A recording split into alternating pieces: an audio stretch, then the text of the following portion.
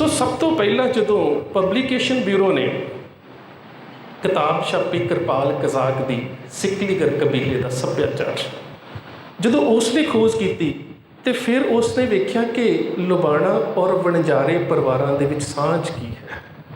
ਇਹ ਸਾਂਝ ਕਿਉਂ ਹੈ? ਸਾਂਝ ਹਮੇਸ਼ਾ ਪਰਿਵਾਰਕ ਰਿਸ਼ਤੇਦਾਰੀ ਦੀ ਉਦੋਂ ਬਰਕਰਾਰ ਰਹਿੰਦੀ ਹੈ ਜਦੋਂ ਪਰਿਵਾਰਕ ਪਿਛੋਕੜ ਇੱਕ ਖਾਨਦਾਨ ਦੇ ਨਾਲ ਸੰਬੰਧ ਰੱਖਦਾ ਹੋਵੇ।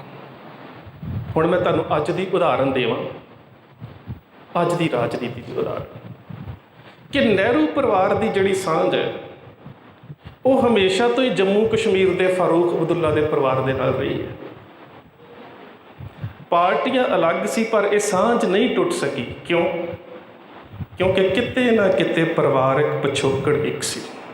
ਤੁਸੀਂ ਦੋ ਕਿਤਾਬਾਂ ਪੜ੍ਹ ਲਓ, ਇੱਕ ਨਹਿਰੂ ਦੀ ਆਟੋਬਾਇਓਗ੍ਰਾਫੀ ਪੜ੍ਹ ਲਓ ਤੇ ਇੱਕ ਫਾਰੂਕ ਅਬਦੁੱਲਾ ਦੀ ਉਰਦੂ ਦੀ ਕਿਤਾਬ ਹੈ ਆਤਸ਼ੇ ਚਿਨਾਰ, ਉਹ ਪੜ੍ਹ ਲਓ। ਇਹਨਾਂ ਦੋਵਾਂ ਦਾ ਵਡੇਰਾ ਜਿਹੜਾ ਹੈ ਉਹ ਰਾਜ ਕੌਲ ਹੈ। ਕੌਲ ਬ੍ਰਾਹਮਣ ਨੇ ਦੋਵੇਂ। ਇੱਕ ਪੁੱਤ ਨੇ ਦੀਨੇ ਇਸਲਾਮ ਧਾਰਨ ਕਰ ਲਿਆ, ਉਹ ਫਾਰੂਕ ਅਬਦੁੱਲਾ ਦੀ ਜਿਹੜੀ ਹੈਗਾ ਪਰਿਵਾਰ ਹੈ, ਤੇ ਦੂਜਾ ਪਰਿਵਾਰ ਜਿਹੜਾ ਸੀ ਉਸਨੇ ਕੌਲ ਬ੍ਰਾਹਮਣ ਹੀ ਰਿਹਾ, ਉਹ ਨਹਿਰੂ ਖਾਨਦਾਨ ਹੈ। ਤੇ ਇੱਕ ਗੱਲ ਹੋਰ ਵੀ ਹੈ, ਬ੍ਰਾਹਮਣਾਂ ਦੀਆਂ ਜਾਤਾਂ ਦੇ ਵਿੱਚ ਨਹਿਰੂ ਨਾਮ ਦੀ ਕੋਈ ਗੋਤ ਨਹੀਂ। ਫਿਰ ਸਵਾਲ ਪੈਦਾ ਹੋ ਜਾਂਦਾ ਹੈ ਕਿ ਇਹਨਾਂ ਦੇ ਨਾਲ ਇਹ ਲਕਬ, ਇਹ ਜਿਹੜੀ ਸਬ ਕਾਸਟ ਇਸ ਪਰਿਵਾਰ ਦੇ ਨਾਲ ਕਿਵੇਂ ਜੁੜੀ? ਇਹ ਫਾਰੂਕਸੀਅਰ ਦੇ ਸਮੇਂ ਜੁੜੀ ਹੈ। ਤੇ ਫਾਰੂਕਸੀਅਰ ਜਿਸ ਨੇ ਸਿੱਖਾਂ ਦਾ ਸਭ ਤੋਂ ਵੱਧ ਕਤਲੇਆਮ ਕੀਤਾ ਔਰ ਜਨਤਕ ਤੌਰ 'ਤੇ ਜਿਸ ਨੇ ਐਲਾਨ ਕੀਤਾ ਸੀ, ਨਾਨਕ ਪ੍ਰਸਤਾਂ ਬਾ ਬੇਅੰਤ ਬਾ ਕਤਲ ਰਸਾਨੰਦ, ਜਿੱਥੇ ਵੀ ਗੁਰੂ ਨਾਨਕ ਨੂੰ ਮੰਨਣ ਵਾਲਾ ਸਿੱਖ ਮਿਲਦਾ ਹੈ ਉਸ ਦਾ ਸਿਰ ਵੱਢ ਕੇ ਲੈ ਆਓ ਤੇ ਸਾਡੇ ਕੋਲੋਂ ਇਨਾਮ ਲੈ ਲਓ। ਉਹਦਾ ਜਿਹੜਾ ਮੁੱਖ ਦਰਬਾਰੀ ਸੀ ਉਹ ਰਤਨ ਚੰਦ ਕੌਲ ਸੀ, ਤੇ ਉਸ ਰਤਨ ਚੰਦ ਨੂੰ ਸਿੱਖਾਂ ਦੇ ਕੀਤੇ ਕਤਲੇਆਮ ਦੇ ਇਵਜ਼ ਦੇ ਵਜੋਂ ਇਲਾਹਾਬਾਦ ਨਹਿਰ ਦੇ ਕੰਢੇ 1700 ਏਕੜ ਜ਼ਮੀਨ ਫਾਰੂਕਸੀਅਰ ਨੇ ਦਿੱਤੀ ਸੀ, ਜਿਸ ਕਰਕੇ ਨਾਮ ਨਹਿਰੂ ਪਿਆ। ਨਹੀਂ ਤੇ ਬ੍ਰਾਹਮਣਾਂ ਦੇ ਵਿੱਚ ਕੋਈ ਨਹਿਰੂ ਸਬ ਕਾਸਟ ਨਹੀਂ। ਦੋ ਕਿਤਾਬਾਂ ਦੇ ਮੈਂ ਤੁਹਾਨੂੰ ਨਾਮ ਦੱਸੇ ਨੇ, ਇੱਕ ਨਹਿਰੂ ਦੀ ਆਪਣੀ ਆਟੋਬਾਇਓਗ੍ਰਾਫੀ ਤੇ ਇੱਕ ਅਬਦੁੱਲਾ ਦੀ ਲਿਖੀ ਹੋਈ ਆਤਸ਼ੇ ਚਿਨਾਰ, ਉਰਦੂ ਦੇ ਵਿੱਚ ਹੈ। ਹੁਣ ਸ਼ਾਇਦ ਉਸ ਦਾ ਅੰਗਰੇਜ਼ੀ ਅਨੁਵਾਦ ਵੀ ਹੋ ਚੁੱਕਾ ਹੈ, ਉਸ ਨੂੰ ਪੜ੍ਹ ਲਿਓ। ਇਹਦਾ ਮਤਲਬ ਇਹ ਕਿ ਜਿਹੜੀਆਂ ਪਰਿਵਾਰਕ ਮੁਖੀਆਂ ਜਾਂ ਜਿਹੜੇ ਪਰਿਵਾਰਕ ਇਨਸੈਸਟਰਜ਼ ਇੱਕ ਹੁੰਦੇ ਨੇ, ਉਹਨਾਂ ਦੀਆਂ ਸਾਂਝਾਂ ਨਹੀਂ ਟੁੱਟਦੀਆਂ। ਹੁਣ ਇਹੀ ਸਾਂਝ ਵਣਜਾਰਿਆਂ ਦੀ ਔਰ ਲੁਬਾਣਿਆਂ ਦੀ ਹੈ।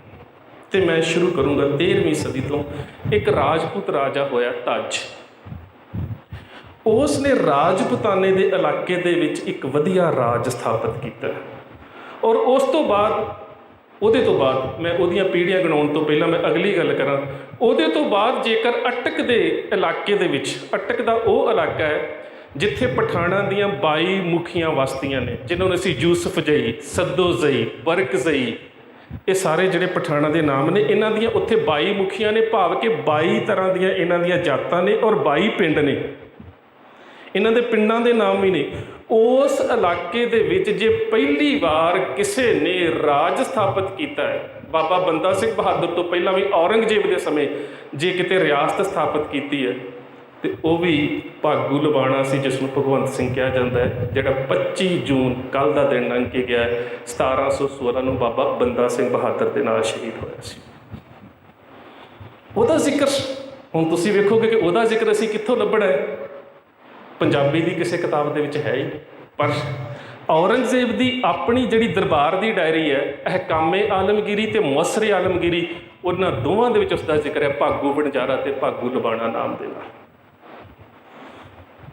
ਇਹਦਾ ਮਤਲਬ ਇਤਿਹਾਸ ਕਿਉਂ ਗਵਾਚਦਾ ਜਾ ਰਿਹਾ ਹੈ? ਅਸੀਂ ਇਤਿਹਾਸ ਦੀ ਖੋਜ ਕਰਨੀ ਛੱਡ ਦਿੱਤੀ। ਇਤਿਹਾਸਕ ਸਰੋਤਾਂ ਤੋਂ ਹੌਲੀ ਹੌਲੀ ਦੂਰ ਹੁੰਦੇ ਗਏ ਔਰ ਖਾਸ ਕਰਕੇ ਇਤਿਹਾਸ ਦੀ ਇੱਕ ਪਰੰਪਰਾ ਹੁੰਦੀ ਹੈ ਬੋਲੀ। ਕੁਝ ਇਤਿਹਾਸ ਦੇ ਪੱਖ ਐਸੇ ਹੁੰਦੇ ਨੇ ਜਿਹੜੀ ਮਾਂ ਆਪਣੀ ਗੋਦੀ ਦੇ ਵਿੱਚ ਆਪਣੇ ਬੱਚੇ ਨੂੰ ਆਪਣੀ ਭਾਸ਼ਾ 'ਚ ਦੱਸਦੀ ਹੈ, ਔਰ ਜਿਹੜਾ ਉਹ ਗੋਦ ਦੇ ਵਿੱਚ ਸੁਣਿਆ ਗਿਆ ਇਤਿਹਾਸ ਦਾ ਅੰਸ਼ ਹੈ ਨਾ, ਉਹ ਬੱਚੇ ਦੇ ਬਜ਼ੁਰਗ ਹੋਣ ਤੱਕ ਉਹਦੀ ਮਾਨਸਿਕਤਾ 'ਚੋਂ ਕਦੀ ਮਨਫੀ ਨਹੀਂ ਹੁੰਦਾ, ਜਿਹੜਾ ਮਾਂ ਦੀ ਗੋਦ ਦੇ ਵਿੱਚ ਸੁਣਿਆ ਹੁੰਦਾ। ਔਰ ਉਹ ਸਾਡੇ 'ਚੋਂ ਕਿਵੇਂ ਲੁਪਤ ਹੋਇਆ? ਤੁਸੀਂ ਬਜ਼ੁਰਗ ਬੈਠੇ ਹੋ, ਮੈਨੂੰ ਦੱਸ ਦਿਓ ਕਿੰਨੇ ਬਜ਼ੁਰਗ ਨੇ ਜਿਹੜੇ ਅੱਜ ਲੁਬਾਣਕੀ ਬੋਲੀ ਜਾਣਦੇ ਨੇ। ਲੁਬਾਣਕੀ ਬੋਲੀ ਕਿਉਂ ਖਤਮ ਹੋਈ? ਕਿਉਂਕਿ ਬੋਲੀ ਦੀ ਲਿਪੀ ਨਹੀਂ ਸੀ। ਬੋਲੀ ਦੀ ਲਿਪੀ ਨਾ ਹੋਣ ਕਰਕੇ ਇਹ ਬੋਲਚਾਲ ਦੀ ਬੋਲੀ ਸੀ। ਹੌਲੀ ਹੌਲੀ ਸਾਡੇ ਪਰਿਵਾਰਾਂ ਨੂੰ ਇਸ ਬੋਲੀ ਦੇ ਨਾਲ ਇੱਕ ਪਛੜਿਆਪਨ ਮਹਿਸੂਸ ਹੋਣ ਲੱਗਾ ਕਿ ਨਹੀਂ ਜੀ, ਇਹ ਬੋਲੀ ਤਾਂ ਸ਼ਾਇਦ ਕਬਾਇਲੀ ਬੋਲੀ ਹੈ, ਇਹ ਤਾਂ ਸ਼ਾਇਦ ਅਨਪੜ੍ਹਾਂ ਦੀ ਬੋਲੀ ਹੈ। ਸਾਡੇ ਪਰਿਵਾਰਾਂ 'ਚ ਹੌਲੀ ਹੌਲੀ ਹੌਲੀ ਹੌਲੀ ਲੁਬਾਣਕੀ ਬੋਲੀ ਦੇ ਅੰਸ਼ ਖਤਮ ਹੋ ਗਏ ਅਤੇ ਜਿਹੜੀ ਸੀਨਾ ਬਸੀਨਾ ਮਾਵਾਂ ਤੋਂ ਗੋਦ ਦੇ ਵਿੱਚ ਸੁਣੀ ਜਾਣ ਵਾਲੀ ਆਪਣੀ ਬੋਲੀ ਦੀ ਪ੍ਰਕਿਰਿਆ ਸੀ, ਉਹ ਖਤਮ ਹੋ ਗਈ। ਸੋ ਬੋਲੀ ਦੀ ਅਣਹੋਂਦ ਕਰਕੇ ਵੀ ਇਤਿਹਾਸ ਦਾ ਇੱਕ ਬਹੁਤ ਵੱਡਾ ਸਰੋਤ ਸਾਡੇ ਵਿੱਚੋਂ ਖਤਮ ਹੋ ਗਿਆ। ਹੁਣ ਜਿਹੜਾ ਉਹ ਰਾਜਾ ਹੈ ਧੱਜ, ਧੱਜ ਨੇ ਇੱਕ ਰਿਆਸਤ ਸਥਾਪਿਤ ਕੀਤੀ। ਉਸ ਦਾ ਪੁੱਤਰ ਸੀ ਕੋਹਤੱਜ। ਕੋਹਤੱਜ ਦਾ ਪੁੱਤਰ ਸੀ ਕਰਨ। ਕਰਨ ਦਾ ਪੁੱਤਰ ਸੀ ਕੈਸ਼ਪ। ਕੈਸ਼ਪ ਦਾ ਪੁੱਤਰ ਸੀ ਚਾਡਾ। ਚਾਡੇ ਦਾ ਇੱਕ ਪੁੱਤਰ ਸੀ ਥਿੱਡਾ ਅਤੇ ਥਿੱਡੇ ਦੇ ਅੱਗੋਂ ਦੋ ਪੁੱਤਰ ਸੀ ਮੌਲਾ ਔਰ ਮੌਤਾ। ਇੱਕ ਪਰਿਵਾਰ ਦੇ ਵਿੱਚੋਂ ਲਬਾਣੇ ਪਰਿਵਾਰ ਸ਼ੁਰੂ ਹੋਏ ਨੇ, ਇੱਕ 'ਚੋਂ ਵਣਜਾਰੇ ਪਰਿਵਾਰ ਸ਼ੁਰੂ ਹੋਏ ਨੇ। ਇਹ 1309 ਤੋਂ ਸ਼ੁਰੂ ਕਰਕੇ ਤੁਸੀਂ ਇਸ ਪਰਿਵਾਰ ਦੀ ਜਿਹੜੀ ਵੰਸ਼ਾਵਲੀ ਹੈ ਉਹ ਪੜ੍ਹ ਸਕਦੇ ਹੋ। ਰਾਜਾ ਧੱਜ, ਧੱਜ ਦਾ ਕੋਹਤੱਜ, ਕੋਹਤੱਜ ਦਾ ਕਰਨ, ਕਰਨ ਦਾ ਕੈਸ਼ਪ, ਕੈਸ਼ਪ ਦਾ ਚਾਡਾ, ਚਾਡੇ ਦਾ ਥਿੱਡਾ ਔਰ ਥੋਡੇ ਦੇ ਦੋ ਪੁੱਤਰ ਮੌਲਾ ਅਤੇ ਮੌਤਾ।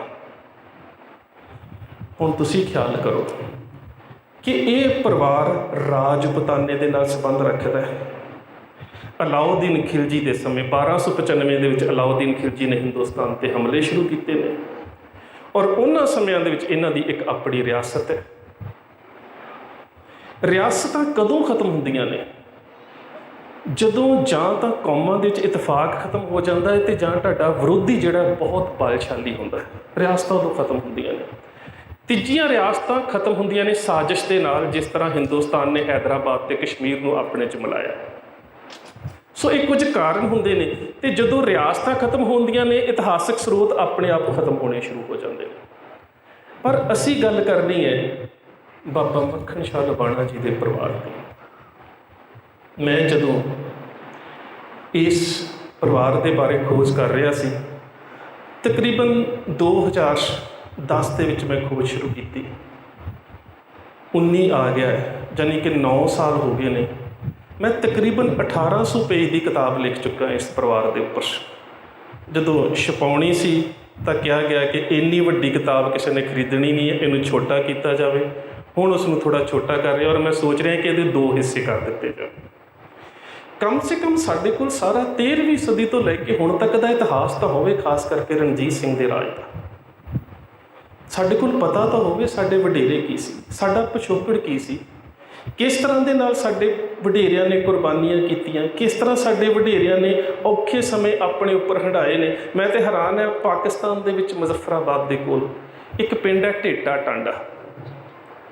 ਮੈਂ ਜਦੋਂ ਮੁਜ਼ੱਫਰਾਬਾਦ ਦੀ ਜਿਹੜੀਆਂ ਸਾਲਟ ਰੇਂਜਸ ਨੇ, ਜਿਹੜੀਆਂ ਲੂਣ ਦੀਆਂ ਖਾਣਾਂ ਨੇ, ਜਦੋਂ ਮੈਂ ਉਹਨਾਂ ਦੇ ਬਾਰੇ ਖੋਜ ਕਰ ਰਿਹਾ ਸੀ, ਉਹਨਾਂ ਦੇ ਬਾਰੇ ਖੋਜ ਮੈਨੂੰ ਇਸ ਕਰਕੇ ਕਰਨੀ ਪਈ ਕਿ ਇੰਗਲੈਂਡ ਦੇ ਵਿੱਚ ਮਹਾਰਾਜਾ ਦਲੀਪ ਸਿੰਘ ਨੇ ਮਲਕਾ ਵਿਕਟੋਰੀਆ ਨੂੰ ਇੱਕ ਚਿੱਠੀ ਲਿਖੀ ਹੈ, ਜਿਹੜੀ ਚਿੱਠੀ ਮੈਨੂੰ ਪੜ੍ਹਨ ਦਾ ਮੌਕਾ ਮਿਲਿਆ। ਉਸ ਚਿੱਠੀ ਦੇ ਵਿੱਚ ਸੀ ਕਿ ਤੁਸੀਂ ਸਾਡਾ ਪੰਜਾਬ ਦਾ ਕਬਜ਼ਾ ਕੀਤਾ ਹੋਇਆ ਰਾਜ ਵਾਪਸ ਦੇ ਦਿਓ। ਅਤੇ ਉਸ ਰਾਜ ਦੀ ਵਾਪਸੀ ਦੇ ਵਿੱਚ ਉਹਨੇ 14 ਪਿੰਡਾਂ ਦੀਆਂ ਸਾਲਟ ਰੇਂਜਸ ਦੀ ਗੱਲ ਕੀਤੀ ਸੀ ਕਿ ਇਹਨਾਂ ਪਿੰਡਾਂ ਦੇ ਵਿੱਚ ਜ਼ੇਲਮ ਦੇ ਕੰਢੇ ਸਾਡੀਆਂ ਲੂਣ ਦੀਆਂ ਖਾਣਾਂ ਵਾਲੇ ਪਿੰਡ ਨੇ, ਜਿੱਥੇ ਸਾਡੇ ਲਬਾਣੇ ਪਰਿਵਾਰ ਜਿਹੜੇ ਨੇ ਉਸ ਦਾ ਵਪਾਰ ਕਰਦੇ ਨੇ, ਸਾਨੂੰ ਉਹ ਵੀ ਵਾਪਸ ਦੇ ਦਿਓ। ਸੋ ਇਹ ਇੱਕ ਬੜੀ ਅਹਿਮ ਗੱਲ ਸੀ ਕਿ ਮਹਾਰਾਜਾ ਦਲੀਪ ਸਿੰਘ ਕਿਉਂ ਮੰਗ ਰਿਹਾ ਉਹ ਇਲਾਕਾ ਵਾਪਸ। ਹਾਂ, ਤੁਸੀਂ ਅੱਜ ਵੇਖਦੇ ਹੋ ਨਾ ਕਿ ਜਿਹੜਾ ਕੀਮਤ ਸੂਚਕ ਅੰਕ ਹੈ ਸੰਸਾਰ ਦੇ ਵਿੱਚ, ਜਿਹੜੀਆਂ ਕੀਮਤਾਂ ਵੱਧਦੀਆਂ ਨੇ, ਜਿਹੜਾ ਕੀਮਤ ਸੂਚਕ ਅੰਕ ਨਿਰਧਾਰਿਤ ਕੀਤਾ ਜਾਂਦਾ ਹੈ ਕਿ ਰੁਪਈਏ ਦਾ ਕੀ ਰੇਟ ਹੋਵੇਗਾ, ਡਾਲਰ ਦਾ ਰੇਟ ਕੀ ਹੋਵੇਗਾ, ਉਹਦਾ ਸਾਰਾ ਆਧਾਰ ਜਿਹੜਾ ਗੋਲਡ ਹੁੰਦਾ ਹੈ, ਸੋਨਾ ਹੁੰਦਾ ਹੈ। ਇਹ ਇੰਟਰਨੈਸ਼ਨਲ ਮਾਰਕੀਟ ਦੀ ਗੱਲ ਹੈ, ਅੰਤਰਰਾਸ਼ਟਰੀ ਮੰਡੀ ਦੀ ਗੱਲ ਹੈ ਕਿ ਜਿਹੜੀ ਕਰੰਸੀ ਹੈ, ਜਿਹੜੀ ਮੁਦਰਾ ਹੈ, ਉਹਦਾ ਕੀਮਤ ਸੂਚਕ ਅੰਕ ਜਿਹੜਾ ਹੈ ਉਹ ਸੋਨੇ ਦੇ ਹਿਸਾਬ ਦੇ ਨਾਲ ਤੈਅ ਕੀਤਾ ਜਾਂਦਾ ਹੈ ਕਿ ਡਾਲਰ ਦੇ ਇੰਨੇ ਰੁਪਈਏ ਬਣਦੇ ਨੇ, ਪਾਉਂਡ ਦੇ ਇੰਨੇ ਰੁਪਈਏ ਬਣਦੇ ਨੇ। ਜੇਕਰ ਕੀਮਤ ਸੂਚਕ ਅੰਕ ਸੋਨੇ ਦੇ ਆਧਾਰ 'ਤੇ ਨਾ ਹੋਵੇ ਤਾਂ ਕਰੰਸੀ ਤਾਂ ਇੱਕ ਕਾਗਜ਼ ਹੀ ਹੈ, ਜਿੰਨੀ ਮਰਜ਼ੀ ਛਾਪੀ ਜਾਓ, ਪਰ ਉਹਦਾ ਅੰਤਰਰਾਸ਼ਟਰੀ ਮਾਰਕੀਟ ਦੇ ਵਿੱਚ, ਮੰਡੀ ਦੇ ਵਿੱਚ ਕੋਈ ਮੁੱਲ ਨਹੀਂ ਹੋਵੇਗਾ। ਪਰ ਜਿਹੜਾ 15ਵੀਂ ਸਦੀ ਦਾ ਸਮਾਂ ਹੈ, ਉਹਨਾਂ ਸਮਿਆਂ ਦੇ ਵਿੱਚ ਕੀਮਤ ਸੂਚਕ ਅੰਕ ਜਿਹੜਾ ਹੈ ਉਹ ਪਹਾੜੀ ਲੂਣ ਦੇ ਨਾਲ ਤੈਅ ਕੀਤਾ ਜਾਂਦਾ ਸੀ। ਅਜੇ ਕੱਲ੍ਹ ਦੀਆਂ ਗੱਲਾਂ ਨੇ, ਸ਼ਾਇਦ ਬਜ਼ੁਰਗਾਂ ਨੂੰ ਯਾਦ ਹੋਵੇਗਾ, ਪਾਕਿਸਤਾਨੀ ਲੂਣ ਸਾਲਟ ਮਾਈਨ ਪਿੰਡਾਂ 'ਚ ਵਿਕਣ ਆਉਂਦਾ ਸੀ। ਕਣਕ ਦੇ ਨਾਲ ਸਾਵਾਂ ਹੁੰਦਾ ਸੀ, ਅਨਾਜ ਦੇ ਨਾਲ ਸਾਵਾਂ, ਕਿ 2 ਕਿਲੋ ਕਣਕ ਦਿਓ ਅਤੇ 2 ਕਿਲੋ ਪਾਕਿਸਤਾਨੀ ਲੂਣ ਲੈ ਲਓ। ਇਹਦਾ ਮਤਲਬ ਕਿ ਦੇਸ਼ ਦੀ ਆਜ਼ਾਦੀ ਤੋਂ ਬਾਅਦ ਵੀ ਅਨਾਜ ਦਾ ਜਿਹੜਾ ਕੀਮਤ ਸੂਚਕ ਅੰਕ ਹੈ ਉਹ ਉਸ ਪਹਾੜੀ ਜਾਂ ਪਾਕਿਸਤਾਨੀ ਲੂਣ ਦੇ ਬਰਾਬਰ ਰਿਹਾ। ਖੈਰ, ਮੈਂ ਵਿਸ਼ੇ ਤੋਂ ਥੋੜ੍ਹਾ ਬਾਹਰ ਨਾ ਜਾਵਾਂ। ਇਸ ਸਾਰੀ ਖੋਜ ਦੇ ਦੌਰਾਨ ਜਦੋਂ ਮੈਂ ਮੁਜ਼ੱਫਰਾਬਾਦ ਗਿਆ ਅਤੇ ਉੱਥੇ ਇੱਕ ਪਿੰਡ ਹੈ ਢੇਟਾ ਟਾਂਡਾ। ਜੇ ਕੋਈ ਪਰਿਵਾਰ ਉਸ ਇਲਾਕੇ 'ਚੋਂ, ਪਾਕਿਸਤਾਨ 'ਚੋਂ ਆਇਆ ਹੋਵੇ ਤਾਂ ਸ਼ਾਇਦ ਉਹ ਇਸ ਘਟਨਾ ਨੂੰ ਬਹੁਤ ਸੰਜੀਦਗੀ ਦੇ ਨਾਲ ਜਾਣਦਾ ਹੋਵੇਗਾ, ਕਿਉਂਕਿ ਮੈਂ ਜਦੋਂ ਲੰਦਨ ਦੇ ਵਿੱਚ ਇਹ ਲੈਕਚਰ ਕਰ ਰਿਹਾ ਸੀ ਕਿ ਮੈਂ ਉਸ ਪਰਿਵਾਰ ਦੀ ਆਹ ਕਹਾਣੀ ਜਿਹੜੀ ਹੈ, ਉਸ ਪਿੰਡ ਦੀ ਕਹਾਣੀ ਜਿਹੜੀ ਆਹ ਸੁਣ ਕੇ ਆਇਆ, ਔਰ ਉਹਦੇ ਉੱਪਰ ਮੈਂ ਡਾਕੂਮੈਂਟਰੀ ਵੀ ਤਿਆਰ ਕੀਤੀ ਸਾਰੀ। ਉੱਥੇ ਜਾ ਕੇ ਕਿਤੇ ਮੌਕਾ ਮਿਲਿਆ ਤਾਂ ਤੁਹਾਡੇ ਪਿੰਡ ਆ ਕੇ ਜ਼ਰੂਰ ਤੁਹਾਨੂੰ ਸਾਰੀ 2 ਘੰਟੇ ਦੀ ਡਾਕੂਮੈਂਟਰੀ ਵਿਖਾਊਂਗਾ। ਪਿੰਡ ਨੂੰ 26 ਅਕਤੂਬਰ 1947 ਨੂੰ ਕਬਾਇਲੀਆਂ ਨੇ ਘੇਰਾ ਪਾ ਲਿਆ। ਪਿੰਡ ਦਾ ਨਾਮ ਹੈ ਢੇਟਾ ਟਾਂਡਾ। ਸਾਰੇ ਲਬਾਣੇ ਪਰਿਵਾਰ ਵਸਦੇ ਨੇ। ਮਰਦਾਂ ਨੇ ਫੈਸਲਾ ਕੀਤਾ ਕਿ ਅਸੀਂ ਕਬਾਇਲੀਆਂ ਦਾ ਮੁਕਾਬਲਾ ਕਰਾਂਗੇ, ਪਰ ਜੇ ਅਸੀਂ ਮੁਕਾਬਲਾ ਕਰਦੇ ਮਾਰੇ ਗਏ ਤਾਂ ਜਿਹੜੀਆਂ ਸਾਡੀਆਂ ਨੌਜਵਾਨ ਬੱਚੀਆਂ ਨੇ, ਇਹਨਾਂ ਦਾ ਕਬਾਇਲੀ ਕੀ ਹੱਲ ਕਰਨਗੇ? ਬਲਾਤਕਾਰ ਵੀ ਕਰਨਗੇ, ਮੁਸਲਮਾਨ ਵੀ ਬਣਾਉਣਗੇ, ਚੁੱਕ ਕੇ ਵੀ ਲੈ ਜਾਣਗੇ। ਮੈਂ ਉਸ ਘਰ ਨੂੰ ਵੇਖਿਆ ਜਿਸ ਘਰ ਦੇ ਵਿੱਚ ਪਿੰਡ ਨੇ ਸਾਰੇ ਨੇ ਇਕੱਠੇ ਹੋ ਕੇ ਅਰਦਾਸ ਕੀਤੀ, ਆਪਣੀਆਂ ਜਵਾਨ ਬੱਚੀਆਂ ਨੂੰ ਬਿਠਾਇਆ ਅਤੇ ਉਸ ਘਰ ਨੂੰ ਅੱਗ ਲਾ ਕੇ ਆਪਣੀਆਂ ਬੱਚੀਆਂ ਨੂੰ ਆਪ ਹੀ ਸ਼ਹੀਦ ਕਰ ਦਿੱਤਾ ਕਿ ਇਹਨਾਂ ਦੀ ਇੱਜ਼ਤ ਨਾ ਲੁੱਟੀ ਜਾਵੇ, ਇਹਨਾਂ ਦੀ ਕਿਤੇ ਇੱਜ਼ਤ ਨਾ ਲੁੱਟੀ ਜਾਵੇ। ਉਸ ਤੋਂ ਅਗਲੇ ਪਿੰਡ ਦੇ ਵਿੱਚ, ਅਤਨਾ ਬੇਰਵਾ ਦੇ ਵਿੱਚ, ਸਰਦਾਰ ਠਾਕਰ ਸਿੰਘ ਆਪਣੇ ਪਰਿਵਾਰ ਦੀਆਂ ਆਪਣੀਆਂ ਹੀ 25 ਬੱਚੀਆਂ ਨੂੰ ਤਲਵਾਰ ਦੇ ਨਾਲ ਸਿਰ ਧੜ ਤੋਂ ਜੁਦਾ ਕਰ ਦਿੱਤੇ ਕਿ ਬੱਚੀਆਂ ਦੀ ਇੱਜ਼ਤ ਨਾ ਲੁੱਟੀ ਜਾਵੇ। ਕਾਹਦੇ ਕਰਕੇ? ਇਹ ਕਿਉਂ ਸੀ ਸਾਡੇ ਵਡੇਰੇ? ਇਸੇ ਕਰਕੇ ਕਿ ਸਾਡਾ ਸਵੈਮਾਨ, ਸਾਡੀ ਗੈਰਤ, ਸਾਡੀ ਦ੍ਰਿੜਤਾ, ਸਾਡੀ ਬਹਾਦਰੀ ਜਿਹੜੀ ਹੈ ਨਾ, ਉਹ ਜ਼ਿੰਦਾ ਰਹਿ ਸਕੇ। ਬੇਸ਼ੱਕ ਸਾਨੂੰ ਆਪਣੀਆਂ ਬੱਚੀਆਂ ਆਪ ਸ਼ਹੀਦ ਕਰਨੀਆਂ ਪੈਣ, ਪਰ ਸਾਡੀਆਂ ਬੱਚੀਆਂ ਦੀ ਇੱਜ਼ਤ ਬਾਜ਼ਾਰਾਂ ਦੇ ਵਿੱਚ ਨਾ ਰੁਲੇ। ਮੇਰੀਓ ਭੈਣੋ, ਇਸ ਗੱਲ ਨੂੰ ਤੁਸੀਂ ਬੜੇ ਖਿਆਲ ਦੇ ਨਾਲ ਸੋਚਿਓ, ਕਿਉਂਕਿ ਤੁਹਾਡੀ ਗੋਦ ਦੇ ਵਿੱਚ ਕੌਮ ਦਾ ਭਵਿੱਖ ਪਲਣਾ ਹੈ। ਜੇਕਰ ਤੁਹਾਡੇ ਵਿੱਚੋਂ ਅਣਖ, ਗੈਰਤ, ਬਹਾਦਰੀ, ਦ੍ਰਿੜਤਾ ਅਤੇ ਕੌਮੀ ਇਤਿਹਾਸ ਦਾ ਮੁਲਾਂਕਣ ਖਤਮ ਹੋ ਗਿਆ ਨਾ, ਅਤੇ ਤੁਹਾਡੀ ਆਉਣ ਵਾਲੀ ਕੌਮ ਕਦੇ ਵੀ ਤੁਹਾਡੇ ਇਤਿਹਾਸ 'ਤੇ ਮਾਣ ਨਹੀਂ ਕਰੇਗੀ। ਇਹ ਤੁਹਾਡੀ ਜ਼ਿੰਮੇਵਾਰੀ ਜ਼ਿਆਦਾ ਬਣ ਜਾਂਦੀ। ਅਕਸਰ ਅਸੀਂ ਕਹਿੰਦੇ ਹਾਂ ਨਾ ਕਿ ਮਰਦ ਪੜ੍ਹਿਆ ਹੋਵੇ ਤਾਂ ਉਹ ਪੜ੍ਹਿਆ, ਪਰ ਜੇਕਰ ਔਰਤ ਪੜ੍ਹੀ ਹੈ ਅਤੇ ਪੀੜ੍ਹੀਆਂ ਪੜ੍ਹ ਜਾਂਦੀਆਂ ਨੇ, ਉਹਦਾ ਕਾਰਨ ਇਹ ਹੁੰਦਾ ਕਿ ਔਰਤ ਦੀ ਗੋਦ ਦੇ ਵਿੱਚ ਕੌਮ ਦਾ ਭਵਿੱਖ ਖੇਡਣਾ ਹੁੰਦਾ ਹੈ। ਅਤੇ ਇਹ ਮਾਂ ਦੇ ਉੱਪਰ ਹੈ ਕਿ ਉਸਨੇ ਸਾਰਾ ਦਿਨ ਬੈਠ ਕੇ ਟੈਲੀਵਿਜ਼ਨ ਵੇਖਣਾ ਹੈ ਜਾਂ ਗੋਦ ਦੇ ਵਿੱਚ ਬੱਚੇ ਨੂੰ ਬਿਠਾ ਕੇ ਆਪਣੇ ਇਤਿਹਾਸ ਦੀ ਕੋਈ ਗਾਥਾ ਸੁਣਾਉਣੀ ਹੈ। ਇਹ ਤੁਹਾਡੇ 'ਤੇ ਮੁਨੱਸਰ ਹੈ। ਬੱਚੇ ਨੂੰ ਕਿਵੇਂ ਬਣਾਉਣਾ ਹੈ, ਇਹ ਮਾਂ ਦੇ ਉੱਪਰ ਮੁਨੱਸਰ ਹੈ। ਪਰ ਜਦੋਂ ਅਸੀਂ ਖੁਦ ਹੀ ਇਤਿਹਾਸ ਨਹੀਂ ਜਾਣਦੇ ਤਾਂ ਬੱਚਿਆਂ ਨੂੰ ਕੀ ਸਮਝਾਵਾਂਗੇ? ਅਸੀਂ ਤਾਂ ਆਪਣੇ ਇਤਿਹਾਸ ਨੂੰ ਆਪ ਗਵਾਇਆ ਹੋਇਆ ਹੈ।